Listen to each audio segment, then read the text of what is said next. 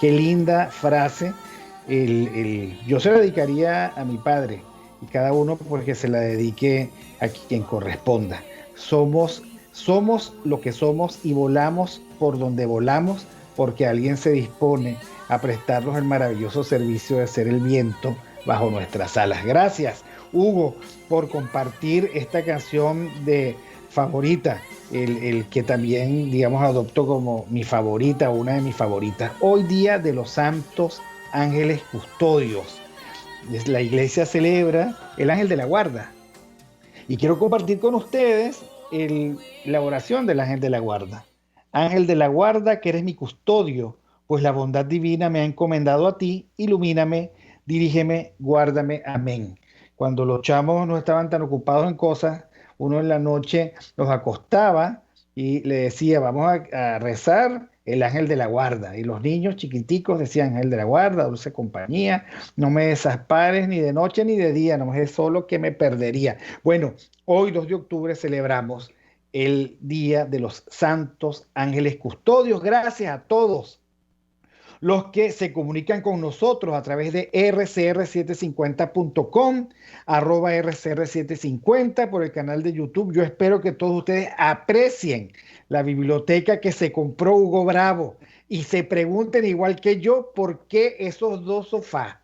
¿Qué hace Hugo Bravo en ese sofá? Leerá con comodidad, tomará las siestas, el que no le permiten tomar, se tomará una copa de vino. Bueno, ahí está la biblioteca de Hugo Bravo para todos con un sol maravilloso como el que no hay hoy en Caracas. Gracias a Jaime Nestares en la dirección general de la estación, Ulit Sarcaya en la gerencia de producción, nuestra gran Carla Sons, imbatible, venía casi chapoteando por las calles de Caracas para llegar al paraíso y estar a tiempo. Gracias, Carla, por tu compromiso. José Gregorio González, que de madrugada también hizo lo mismo, se vino en su canoa. Argenis Barreto, que está haciendo gárgaras de sal con limón porque este frío le daña la garganta, esa voz maravillosa que tiene para leernos las noticias. Y Jackson y Marilia García, que espero que estén allí, que la lluvia no los haya a ellos haberse arropado con las cobijas. Yo me levanté hoy a las 6 de la mañana y ese palo de agua. Bueno, bienvenidos todos a nuestro programa hoy viernes de Economía y Libertad y me toca hacer un pequeño editorial siendo las 11:08 de la mañana. Lo llamé ayer tiempo perdido y leche derramada. José Ignacio, un amigo de Twitter, José Ignacio, después copié mal su apellido, dice que los venezolanos estamos viviendo el síndrome de la tuerca aislada. O sea, le damos y no aprieta. Y es lo que yo llamo tiempo perdido y leche derramada. Se les ocurrió, imagínense ustedes, la última idea de hacer una consulta para preguntar lo obvio, como si además del síndrome de la tuerca aislada, viviéramos ese síndrome terrible del papi, tú me quieres. La pregunta constante, papi, tú me quieres, papi, tú me quieres, como si no supiéramos la respuesta. El síndrome de la inseguridad emocional, del querer preguntar cuando de lo que se trata es de no perder más tiempo y de después no tener que llorar de nuevo sobre la leche derramada. Y creo que esto tiene que ver con 4 cosas. En primer lugar, nosotros tenemos que enseriar la política y el asumir el imperativo de saber a qué nos enfrentamos y con quién, con quiénes nos enfrentamos a este dilema. Nos enfrentamos a un ecosistema criminal complejo en sus realizaciones, ambiguo en sus confines, y no podemos enfrentarnos a él con niñadas, con la necedad juvenil que caracteriza a aquellos que no encuentran el camino de la instrumentación de una estrategia que nos lleve precisamente a superar esto que ahora vivimos. En segundo lugar, nosotros tendríamos que reconocer que algunas cosas son inútiles a los efectos de la liberación y que no estamos en el tiempo de lo simbólico, que esto ya no se enfrenta con símbolos, con consultas que no van a tener probablemente ninguna atracción sobre la realidad, y nosotros tenemos que preguntarnos de nuevo, bueno, ¿qué es lo que hay que hacer a los efectos de lograr la liberación? Por lo tanto, se trata, mis queridos amigos, de saber qué es lo que hay que hacer y en qué no se debe seguir perdiendo el tiempo. Entendiendo, por supuesto, que no hay tiempo para quejarnos, sino para avanzar. No hay tiempo para seguir perdiendo el tiempo, sino que tenemos que avanzar y a veces eso supone lo que ayer Floris Caray planteaba en una entrevista maravillosa que le hicieron.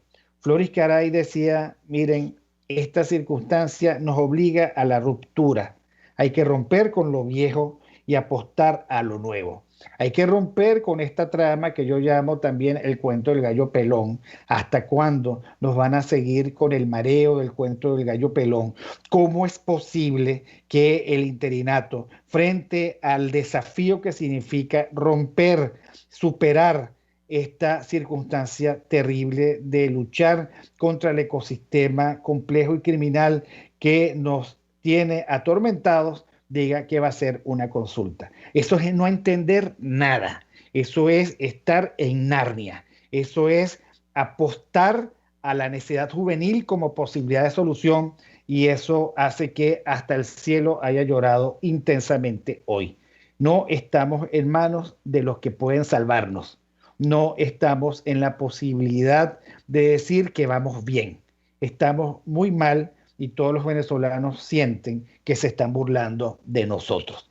No podemos seguir perdiendo el tiempo.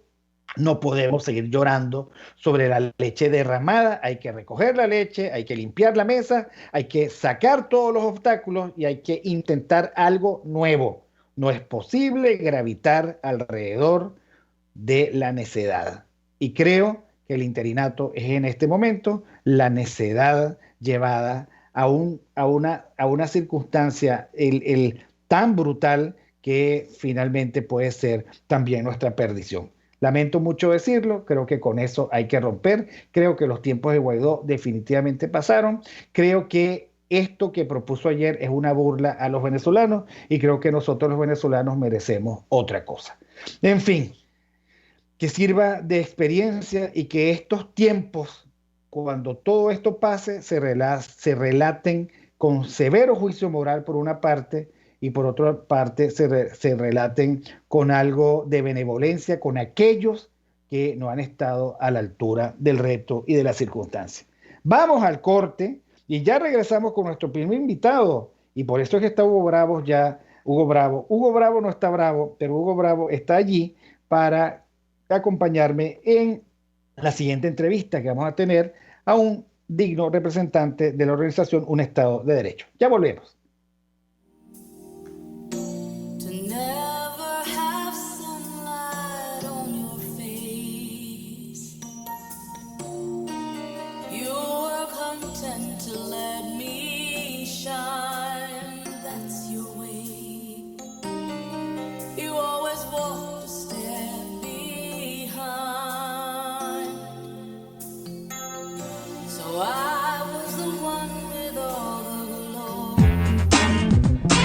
Aquí se debaten temas de interés nacional e internacional.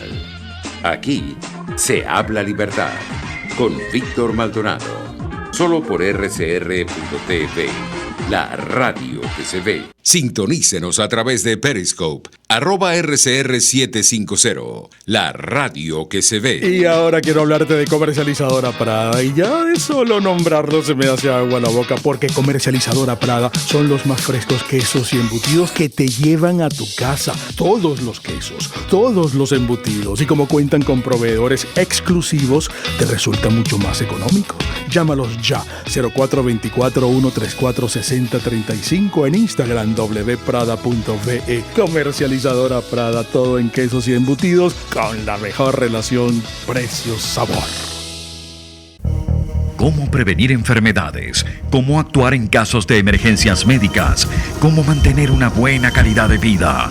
Todas estas interrogantes tienen su respuesta en RCR Salud. Todos los domingos, con el Dr. José Eduardo Troconis, comparte con nuestros oyentes notas de bienestar físico, salud mental y social para el buen desarrollo del ser humano. RCR Salud, todos los domingos a las 10 de la mañana, por RCR.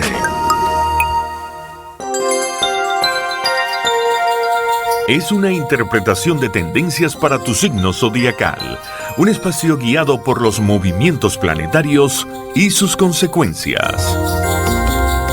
Acompaña a nuestros astrólogos a descubrir lo que le deparan los astros signo por signo. Guía astrológica, todos los sábados a partir de las 3 de la tarde por RCR 750 AM. Dosis Alternativa es una ventana abierta donde usted hallará respuestas a diversos temas de salud que nos preocupan. La distensión abdominal, muchas personas lo plantean como una enfermedad. Sin embargo, la distensión abdominal, más que una enfermedad o una condición, es un síntoma y es un motivo de consulta sumamente frecuente entre los pacientes que van al gastroenterólogo o que vienen a la consulta de gastroenterología. Dosis Alternativa les hace llegar de una manera sencilla y amena la orientación de profesionales que necesita para comprender y manejar correctamente situaciones de nuestro día a día. Los resultados del laboratorio tienen que ser interpretados con la clínica del paciente. Si bien es cierto, siempre es bueno hacerse exámenes médicos por lo menos una vez al año, también es bueno hacerse también la evaluación clínica, no solo hacerse el examen de laboratorio, sino también ir al médico internista, hacerse un chequeo general anual. Dosis Alternativa con Marilia García y Jackson Vargas, de lunes a viernes a las 9:30 de la mañana, solo por RCR, la radio que se ve. RCR 750 AM, porque lo bueno une.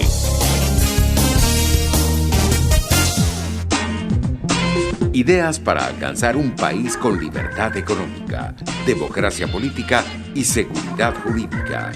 Aquí se habla libertad con Víctor Maldonado, solo por RCR.tv, la radio que se ve.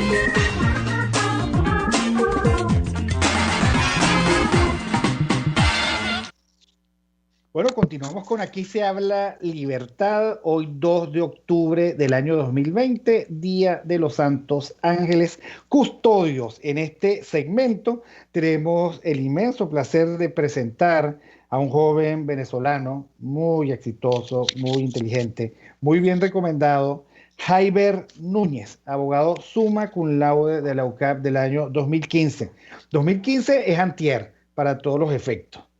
Profesor de Derecho Constitucional y Justicia Transicional en pregrado y posgrado, tiene estudio de posgrado en Derecho Constitucional, es investigador del Instituto de Estudios Jurídicos de la UCAP y es el editor en jefe de la revista de la Facultad de Derecho. Y con él queremos conversar, Hugo Bravo y yo, sobre dos temas interesantes que tienen que ver con su experticia. ¿Qué es eso de justicia transicional? Y cómo dices tú que se puede mejorar nuestra injusticia a través de la regionalización de la justicia. Bienvenido, Jaiber Núñez, estás conmigo y con Hugo Bravo al habla. ¿Qué tal? Buenos días. De verdad, muchas gracias por la invitación a tu programa. Y bueno, entrando de lleno a lo que es la materia de la pregunta, a ver, el tema de la justicia transicional es muy interesante, es un campo realmente de actualidad en lo que es la coyuntura venezolana. Y si quisiéramos dar una definición bastante sencilla, simple de lo que significa, es un conjunto integrado de diferentes mecanismos que las sociedades adoptan para superar periodos de conflicto, periodos de graves violaciones a los derechos humanos y que responden a la satisfacción de 4 principios fundamentales, que son la búsqueda de la verdad, la justicia, la reparación de las víctimas y las garantías de no repetición. Uno de los elementos fundamentales para realmente entender qué es la justicia transicional es el enfoque hacia la víctima. El centro de todos estos mecanismos es reparar, es resarcir el daño de la cual han sido víctimas muchísimas personas en diferentes contextos, y estas experiencias se han ido utilizando alrededor del mundo con diferentes resultados. Una advertencia que probablemente la vamos a ir desarrollando durante la conversación es que si bien el estudio comparado es pertinente, es necesario, es útil, tampoco hay fórmulas que son de alguna manera universales para estos temas. Como les digo, son mecanismos que se adaptan a cada tipo de sociedad y a cada tipo de circunstancia. Entonces, muchas veces se peca con pensar, bueno, el remedio venezolano es la transición como Chile, como Perú, y al final cada transición tiene sus propias características. En ese sentido, creo que es importante valorarlo así. Hugo. Buenos días, Javier, mucho gusto, placer conocerte. Igualmente.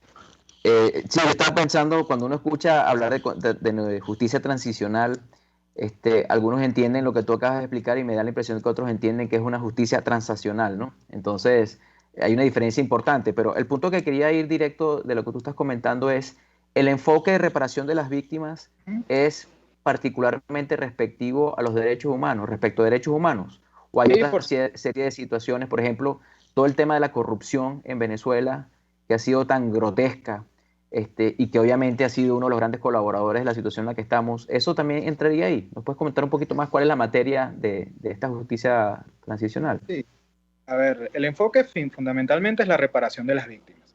Evidentemente, cuando uno entra dentro del elemento justicia, uno va a empezar a valorar una serie de hechos como los que tú mencionas en temas de corrupción, el tema de la violación de los derechos humanos de alguna manera relacionada con el tema de la corrupción, que eso se está investigando, y cuando se habla de la violación de derechos humanos de índole económico-social, muchas veces se relaciona con ese tema. Y creo que Venezuela es un caso particularmente de estudio para esa materia. Pero si nos centramos en lo que es el objetivo real, el objetivo fundamental, la razón de ser de los esquemas de justicia transicional es precisamente reparar a las víctimas en el daño del cual han sido víctimas, valga la redundancia. Uno ve que las reparaciones son, por un lado, de tipo económico. Ciertamente, en diferentes esquemas de justicia transicional se ha valorado algún tipo de indemnización, dependiendo evidentemente de la gravedad del daño ocasionado y del tipo de derecho que ha sido violado, pero también tenemos otro tipo de reparaciones desde el punto de vista simbólico, desde el punto de vista social, que lo que buscan al final es la reconciliación, buscan la reconstrucción del tejido social para precisamente pasar página y poder construir una sociedad mejor, una sociedad donde puedan participar todos. En ese sentido, por allí va la justicia transicional. Una de las distinciones más importantes allí es la diferencia entre la justicia retributiva y la justicia restaurativa. Muchas veces se dice, no, la justicia transicional es eso, es impunidad, es que todo el mundo, que nadie pague por los hechos ocasionados. No es realmente así. Sin embargo, hay una percepción, hay una forma de entender la justicia de manera distinta a pena de prisión, pena pena punitiva, como es la justicia retributiva, sino la idea de justicia restaurativa con ese enfoque de víctimas. Al final, lo importante, el centro de todo este tema es la víctima. Claro, ¿cómo se puede reparar a los papás de Pernalete con su hijo muerto? ¿Qué puede responder el derecho ante eso? Claro, hay que estar conscientes, hay dolores que son irreparables y uno no puede más que sentir empatía con este tipo de casos, y hay muchos en lo que es la trayectoria venezolana, pero lo cierto es que estos mecanismos se han implementado en otras zonas de conflicto donde igualmente hay este tipo de situaciones, y al final, si bien la vida no se puede recuperar, evidentemente, sí se pueden tomar mecanismos, por ejemplo, de garantías de no repetición, para que no le pasen las cosas como le ocurrieron a Pernalete o a las muchísimas víctimas de derechos humanos aquí en Venezuela. Entonces, al final, la familia, evidentemente, el dolor que siente no va a poder ser resarcido, pero por lo menos ese evento podrá haber impulsado una serie de cambios institucionales que realmente nos sirvan a todos como sociedad. Hugo. Yo creo que la secuencia que tú diste no es es una secuencia lógica en los principios que tú mencionabas, ¿no? Porque el primero es la verdad, después es la justicia, después la reparación a las víctimas y la no repetición. Esta mañana, por coincidencia de la vida, me llegó un artículo del País que le compartí a Víctor, que habla sobre la memoria de las víctimas, ¿no? Dice, combatir el terrorismo con palabras. Y hace referencia a un libro de Patrick Radden Keefe, que es un historiador irlandés, norteamericano, que habla sobre reconstruir el conflicto en Irlanda del Norte, ¿no? Y la lucha de las víctimas por la verdad. Creo que uno de los elementos fundamentales en todo esto también tiene que ver con que se diga la verdad. O sea, esta persona fue asesinada, sus derechos fueron violados, y recuperar esa dignidad de ese ser humano que fue muy lamentablemente abatido por alguna circunstancia, ¿no? Ese pareciera que si no partimos de eso. Entonces, la pregunta que me hago aquí es, hay un gran desafío, porque para conseguir la verdad también tiene que haber un sistema judicial que permita, la sociedad tiene que estar dispuesta a escuchar la verdad y no ser cómplice de las mentiras y de los silencios, ¿no? Entonces, en tu experiencia, ese es uno de los principales desafíos? ¿Cómo tú ves, moviéndonos hacia adelante en Venezuela, una justicia transicional operando? ¿Cuáles son los desafíos y cómo crees que podríamos tratar de manejarlo, ¿no? Yo sé que es muy compleja la pregunta, pero por lo menos algunos esbozos de tu respuesta. No, ahí el tema, por ejemplo, la implementación de comisiones de la verdad es una experiencia que ha sido utilizada en diferentes países y tiene que ver con eso que tú dices. Uno de los mayores dolores que pueden sentir las víctimas de derechos humanos, los familiares de esas personas asesinadas, es que, por ejemplo, se diga que fue un ajuste de cuentas, de que su hijo era un delincuente, de que estaba en algún tipo de actitud ilegal, cuando en realidad lo que estaba era en una actitud pacífica, en una actitud de ejercicio de sus derechos cívicos. Entonces, de nuevo, no se va a poder revivir a esa persona, pero se va a poder hacer justicia a través de la construcción de un relato de verdad que no sea común a todos. Que es importante partir de la idea de que no puede haber una verdad parcial. Muchas veces las comisiones de la verdad, y en Venezuela ha habido varias, se han dedicado a plantear la verdad en un solo lado del conflicto. Estos esquemas de justicia transicional son de carácter inclusivo y necesitan, para que realmente funcionen, que todas las partes, aquellas que no nos gustan o aquellas que no estamos de acuerdo, también participen y puedan de alguna manera contribuir en ese relato de verdad. Hay un caso muy interesante en el caso peruano, que se toma como referencia, donde las partes de conflicto, que en este caso era el gobierno de Fujimori y Sendero Luminoso, ambas se intercambiaban que habían sido víctimas de, no sé, digamos, 30.000 asesinatos. Cuando la Comisión de la Verdad inicia sus investigaciones, da una cifra que lo que hacen es dar en su justa medida quienes cometieron mayor cantidad de violaciones de derechos humanos, mientras frente al otro grupo que también las cometió, pero en menor medida.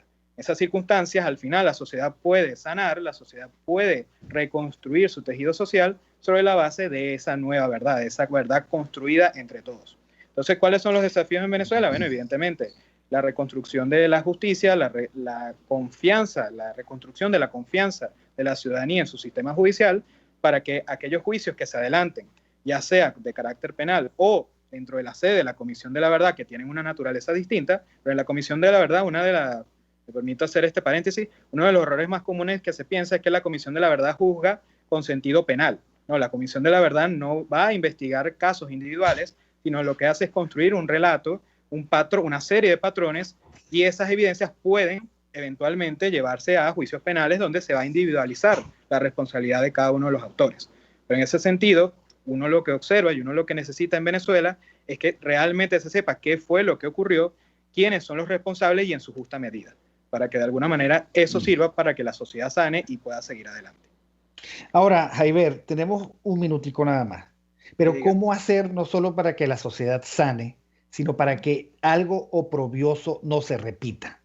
Así como ocurrió la desnazificación a través de las potencias aliadas de Alemania, ¿cómo hacemos para deshacer, para evitar que esto sea la oportunidad para que se repitan con los mismos actores? Ahí está Ortega, por ejemplo, en Nicaragua. ¿Qué hay que hacer? ¿Qué medidas tú tomarías como joven, como abogado, como experto en derecho constitucional y preocupado por este tipo de procesos? Una vez que hemos pasado por estas etapas de construcción de la verdad, hay que sacar conclusiones. Evidentemente aquí se han hecho muchas cosas mal y en ese sentido entra lo que es el cuarto elemento de la justicia transicional, enfocada en las garantías de no repetición. De nada sirve haber reparado a todas las víctimas, haber juzgado a todos los responsables, si de aquí a 15, 20 años volvemos otra vez a incurrir en un esquema de graves violaciones a los derechos humanos. Desde mi experticia y de lo que he estado trabajando, me he enfocado en el tema de la reforma judicial. Al final, solo a través de un sistema judicial independiente, suficientemente capaz para afrontar esos desafíos de limitación del poder, de lucha contra la violación a los derechos humanos, la sociedad podrá verse de alguna manera prevenida de volver a caer en este tipo de esquemas. Pero aparte de lo que es el tema de la reforma del Poder Judicial, también está el tema de la memoria, el tema de la construcción de ese relato y de que ese relato no se pierda en el tiempo. Uno observa con bastante preocupación cómo sociedades que han pasado por este tipo de conflictos, por este tipo de tragedias, en pocos años vuelven otra vez a estar inmersos en este tipo de situaciones, precisamente porque la sociedad olvida. Parte del éxito de la justicia transicional es que esas heridas sanen, pero si no hay memoria, si no hay conciencia, si no hay una educación desde el punto de vista crítico de lo que fue ese periodo histórico, es muy probable que se vuelvan a repetir los errores del pasado. Entonces, allí hay que insistir en el tema educativo, hay que insistir en el tema de la memoria, para que esto no vuelva a ocurrir. Sí, a veces las cicatrices son el testimonio que no hay que olvidar. Bueno, muchísimas gracias, Jaiber Núñez, de Un Estado de Derecho, abogado summa cum laude de la UCAP, graduado en local en el año 2015, profesor de Derecho Constitucional y Justicia Transicional, con posgrados en Derecho Constitucional, investigador del Instituto de Estudios Jurídicos de la UCAP y editor en jefe de la revista de la Facultad de Derecho. Muchísimas gracias y ojalá tengamos la oportunidad de otro contacto para seguir profundizando este tema. Y nosotros vamos al corte de las noticias con Argenis Barreto y ya regresamos. Aquí se debaten temas de interés nacional e internacional. Aquí se habla libertad con Víctor Maldonado. Solo por RCR.tv, la radio que se ve. Puedes seguirnos en nuestras redes sociales. En Twitter, @RCR750, la radio que se ve. A mitad de tarde, disfrute de una amena tertulia, acompañada del análisis preciso del acontecer nacional e internacional. La Linterna, con Diego Bautista Urbaneja. Relájese al son de buena música, participe y forme parte de este espacio. La Linterna, de lunes a viernes, a partir de las 2 de la tarde, por RCR 750 AM.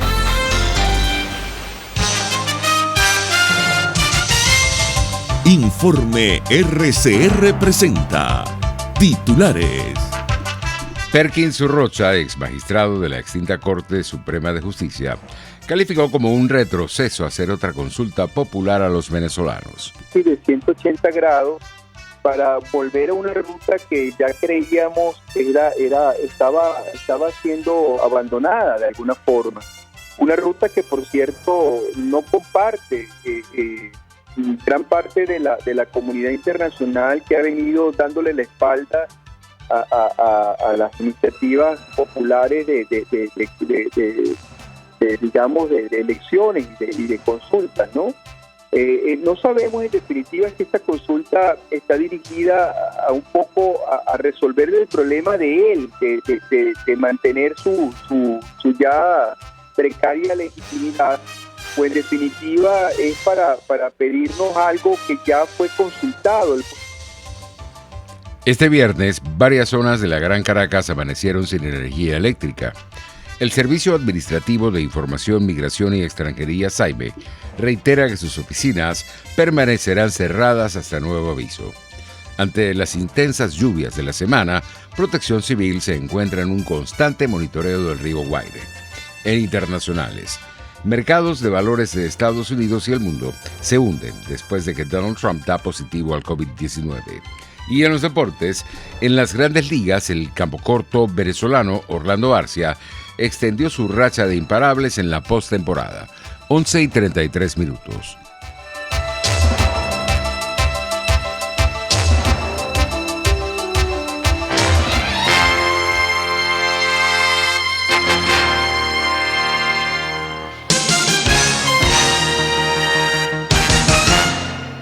Mis amigos, quiero hablarles de Dilab Biodiagnóstica, un nuevo laboratorio clínico con un concepto original. Además de estar dotado con los equipos de la más reciente tecnología y el personal de más alta calificación, Dilab Biodiagnóstica te ofrece ambiente y trato amables y los precios más económicos en todos tus exámenes de laboratorio. Pide tu cita en el 0212-945-5788. Dilab Biodiagnóstica. Precisión y confianza en laboratorio clínico. Moisés Naim en Efecto Naim. Hola, soy Moisés Naim desde Washington. Conéctese a rcr.tv. También nos puede seguir por @Efecto Naim en Twitter. Y estamos en Facebook y en Instagram. Y no olvide que puede disfrutar todos los contenidos del programa cuando usted quiera, suscribiéndose a nuestro canal de YouTube. Nos vemos en la radio. Los miércoles y viernes a las 7 de la noche. Solo por RCR 750 AM. RCR 750 AM. Porque lo bueno une.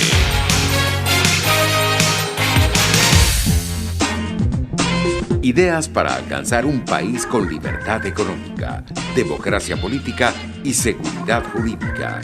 Aquí se habla libertad con Víctor Maldonado. Solo por RCR.tv, la radio que se ve.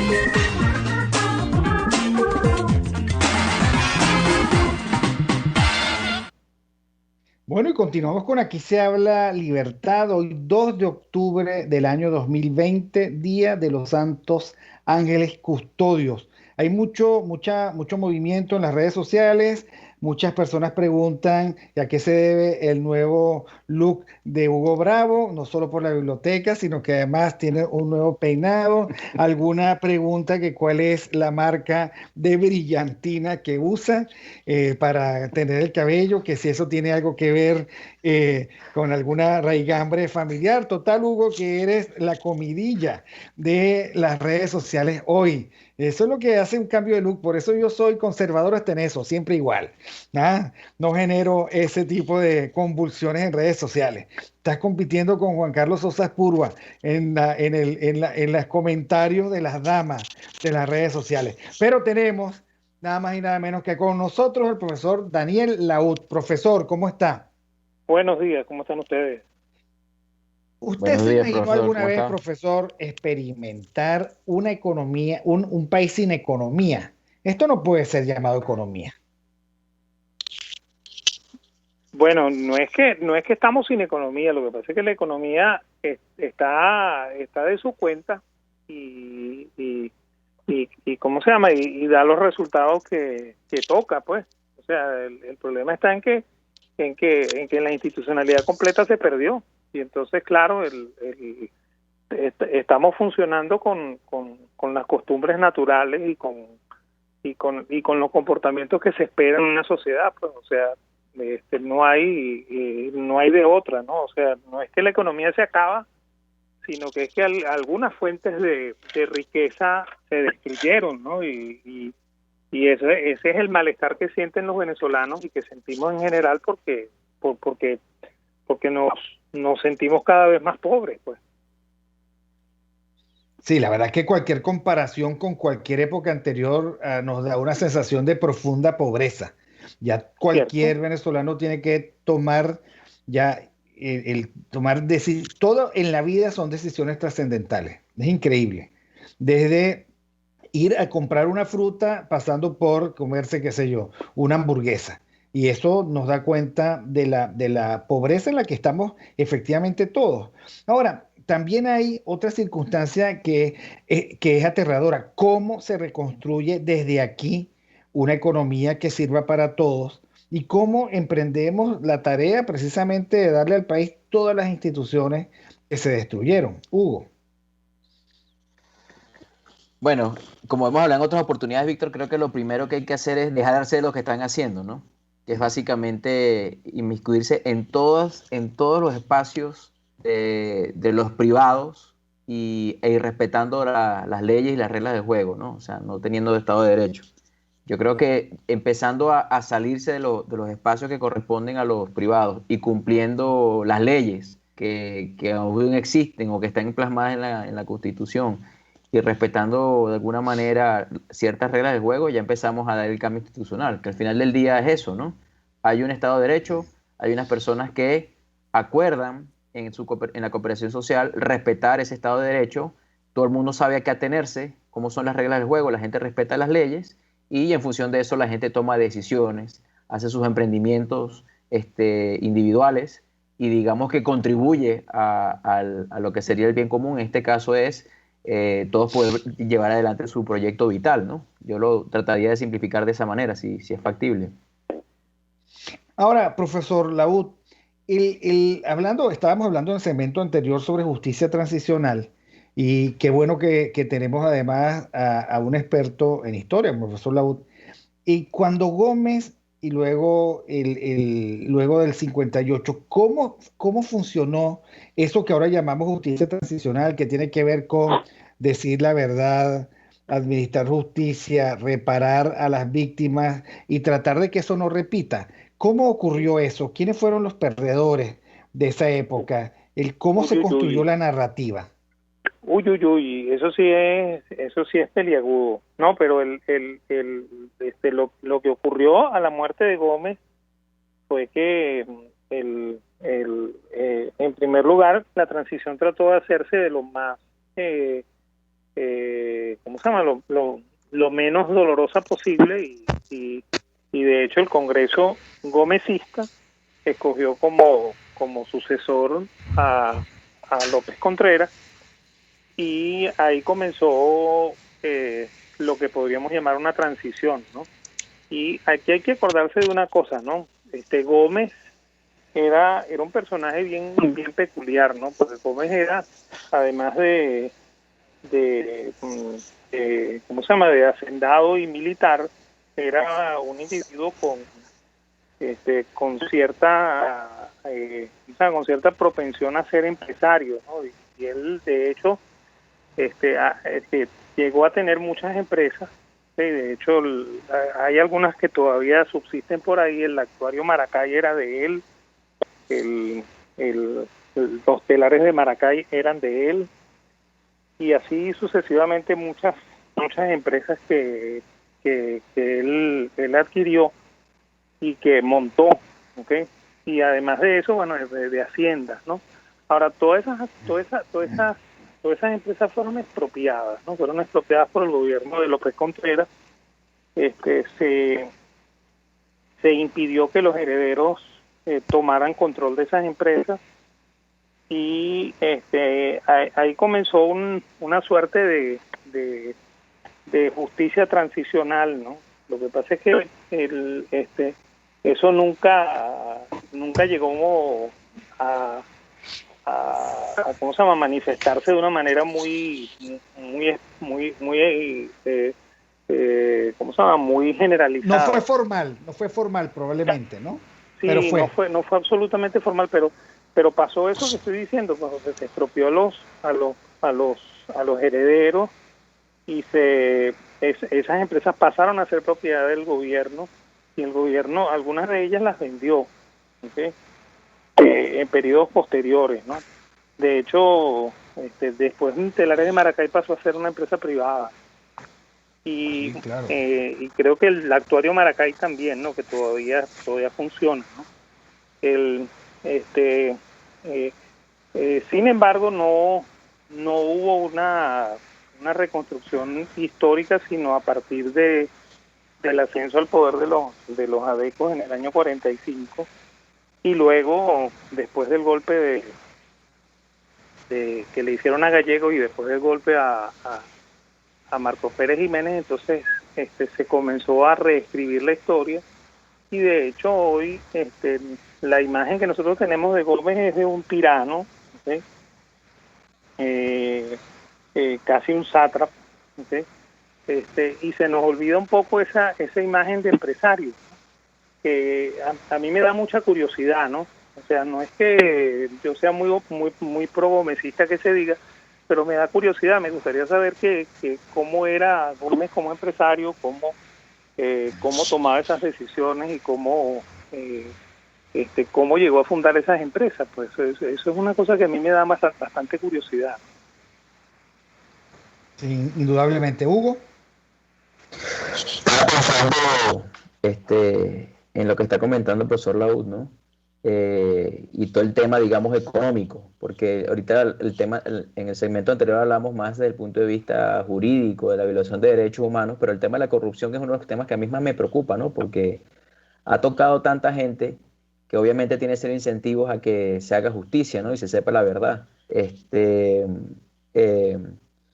Y básicamente no sé de qué manera lo vamos a poder hacer, porque un sistema tan destruido, ¿no?, después de tantos años, no sé, en la historia, profesor, de repente el caso de Sudáfrica, alguno que usted conozca, ¿cómo se hace eso? O sea, hay que, por ejemplo, contratar algún tipo de outsourcing para que nos ayude a hacer justicia en Venezuela, porque en un sistema tan viciado y gente con tantos intereses ocultos, ¿cómo será eso?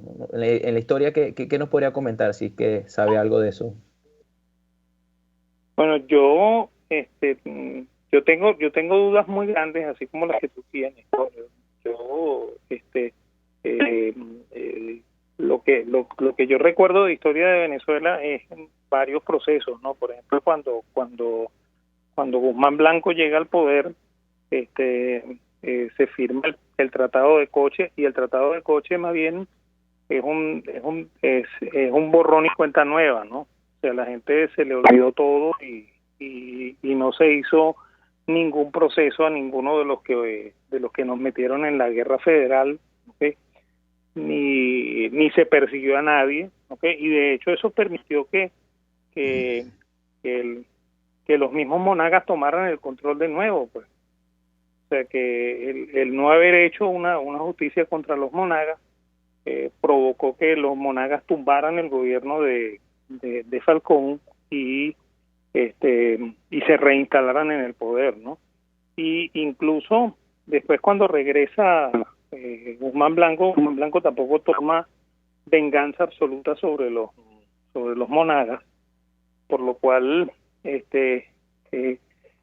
eso nos muestra en cierta medida que los venezolanos como que tenemos la costumbre de no aplicar justicia, ¿no? O sea, pareciera que ese es o confunden justicia con venganza, profesor. Y bueno, porque pasó lo mismo con el gobierno de Gómez. Sí. Ahí no hubo no hubo procesos contra los gomecistas, y podríamos decir que casi pasó lo mismo con Pérez Jiménez, ¿no? Con la única excepción de que cuando a Pérez Jiménez se le extraditó, se le volvió a traer a Venezuela y se le juzgó, incluso se le metió preso, ¿no? Pero hasta ahí, pues. O sea, la justicia no llegó hasta las últimas consecuencias ni hasta los últimos actores, sino que solamente se juzgó la cabeza de Pérez, ¿no?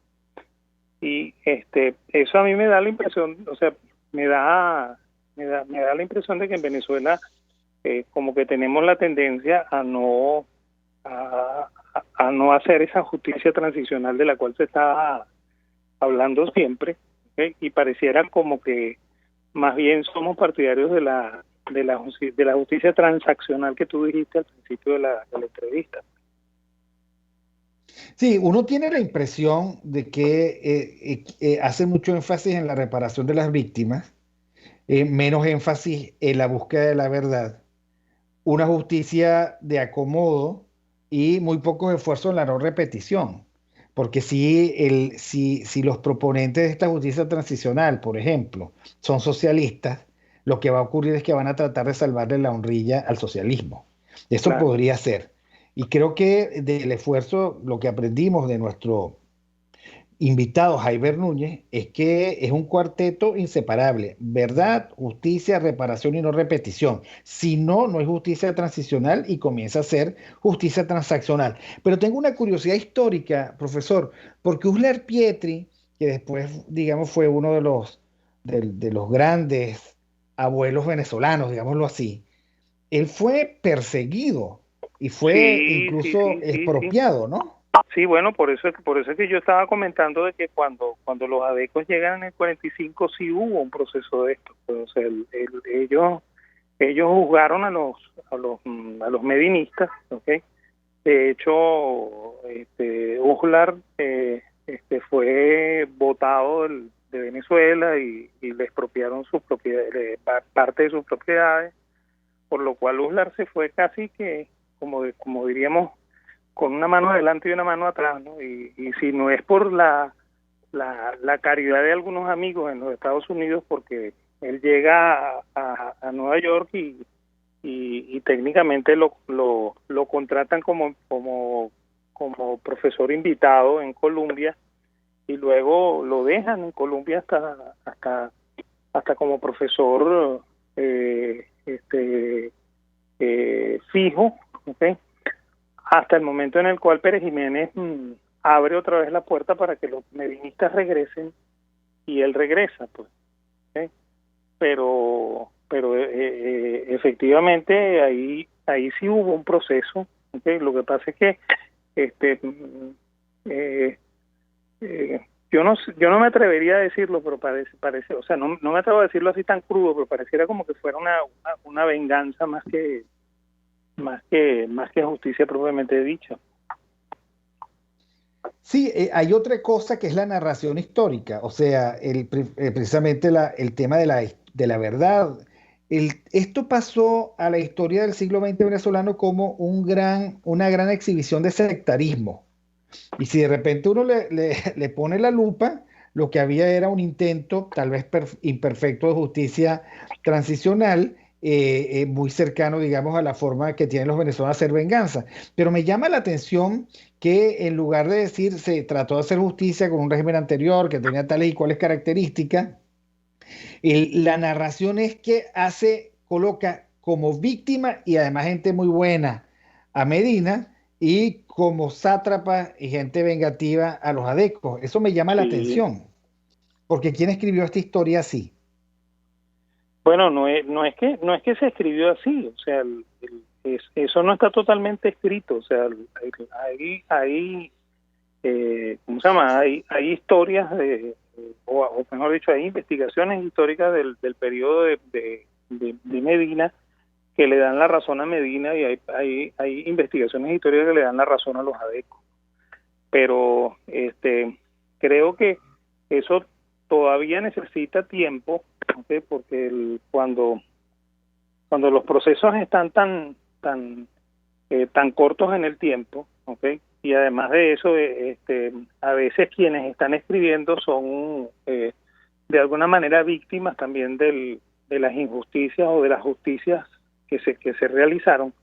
Entonces uno no termina de aceptar las posiciones tal y como están escritas en las investigaciones, porque tendemos siempre a hacer historia de una manera subjetiva, pues. O sea, nos guste o no nos guste, pues. O sea, el historiador trata de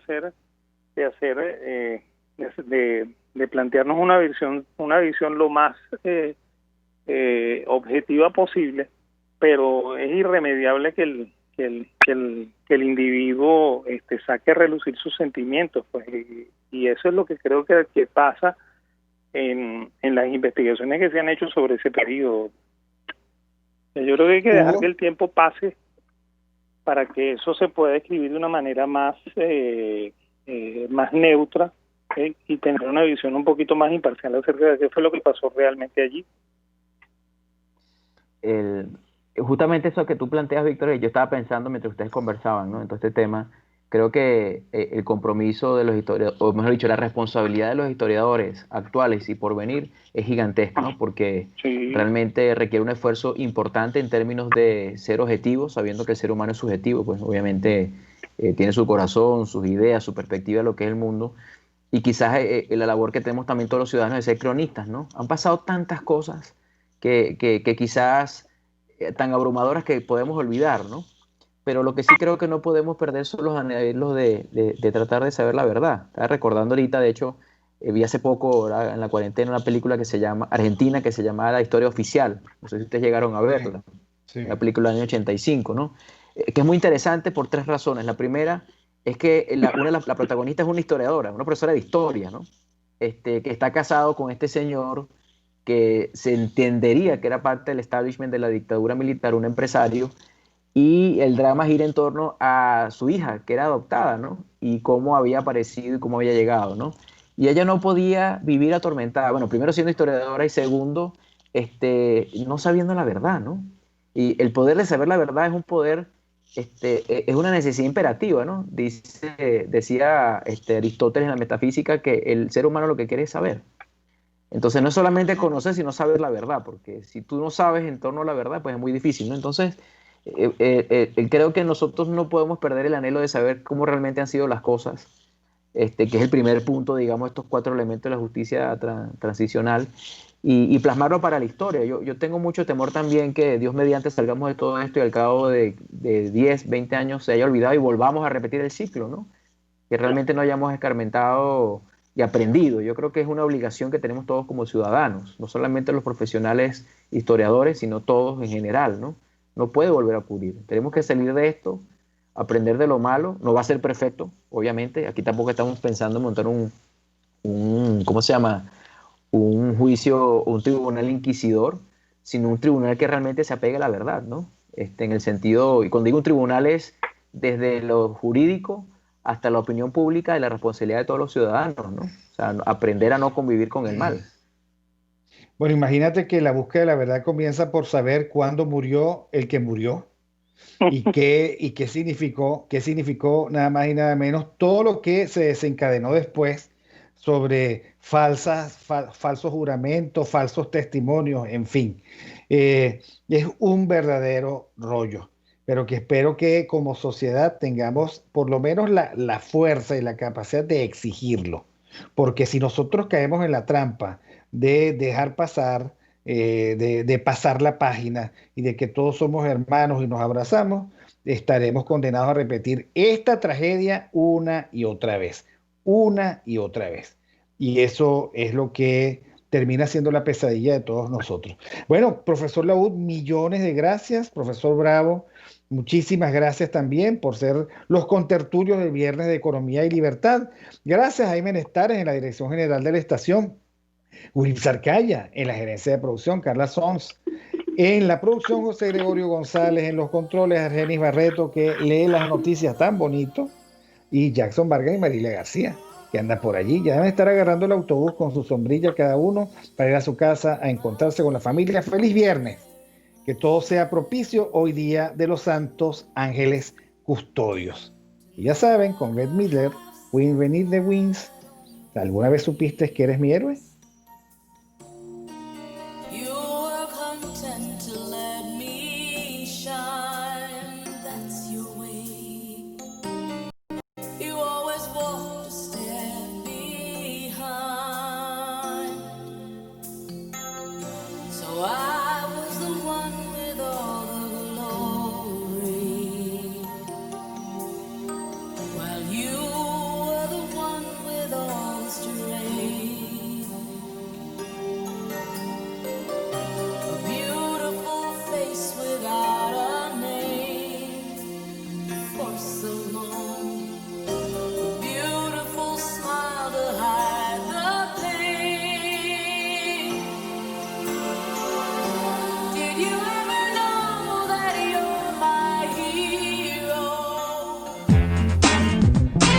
RCR presentó Aquí se habla libertad con Víctor Maldonado, solo por rcr.tv, en Twitter y Periscope, @RCR750, la radio que se ve.